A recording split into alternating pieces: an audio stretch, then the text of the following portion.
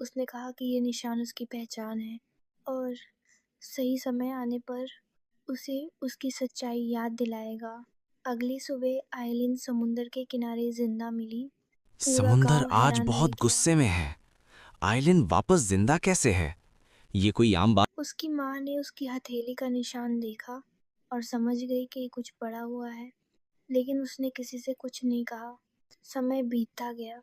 आइलिन बड़ी हो गई, लेकिन उसके जीवन में सवाल बने रहे। एक दिन राजमहल के सिपाही गांव आए। उनके पास एक पुराना निशान था जो बिल्कुल आइलिन की हथेली जैसा था। तब सच्चाई सामने आई। आइलिन इस राज्य की खोई हुई राजकुमारी थी। बचपन में उसे मारने के लिए समुंदर में फेंक दिया गया था, कारे की बांध, लेकिन समुंदर ने उसकी जान बचा ली थी। राजमहल लौटने के बाद आइलिन को हर रात समुंदर के सपने आने लगे। उसकी हथेली का निशान धीरे धीरे चमकने लगा। राजमहल में एक शहजादा था, जियान। वो बहादुर था, लेकिन किसी पर आसानी से भरोसा नहीं करता था। जब उसने आइलिन को देखा तो उसे लगा जैसे वो उसे पहले से जानता हो। राजमहल में एक पुरानी बात कही जाती थी कि समुंदर के निशान वाली लड़की ही राज्य और समुंदर के बीच का शाप तोड़ सकती है। जब ये बात सबको पता चली तो आइलिन की जान खतरे में पड़ गई। मुझे हर नहीं बार पता जब क्यों, उस पे हमला लेकिन मैं होता, तुम पर भरोसा करता हूँ। समुंदर और ज्यादा जब तक उग्र मैं हो जिंदा जाता। हूँ, तुम्हें कुछ जयान नहीं ने होगा। मैं तुम आइलिन की रक्षा की। धीरे धीरे दोनों के बीच प्यार हो गया। एक रात पूर्णिमा के चांद के नीचे नीरा फिर से आई।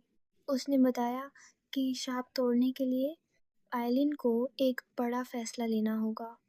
वो या तो इंसानों की रानी बनेगी या समुंदर की। आइलिन के लिए ये आसान नहीं था। एक तरफ जयान से प्यार था, दूसरी तरफ समुंदर से उसका रिश्ता। आखिरकार वह समुंदर के किनारे गई।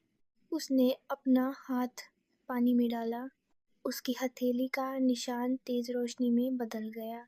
लहरें थम गईं। हवा शांत हो गई। शाप टूट चुका था। उस दिन के बाद समुंदर और इंसान कभी दुश्मन नहीं बने। आइलिन राज्य की रानी बनी और आज भी लोग कहते हैं कि हर पूर्णिमा की रात समुंदर के किनारे एक हल्की सफ़ेद रोशनी दिखाई देती है। वो उसी रानी की निशानी है जो दोनों दुनियाओं से जुड़ी हुई है। शहज़ादा जायन और शहज़ादी आइलिन ने एक दूसरे से विवाह कर लिया।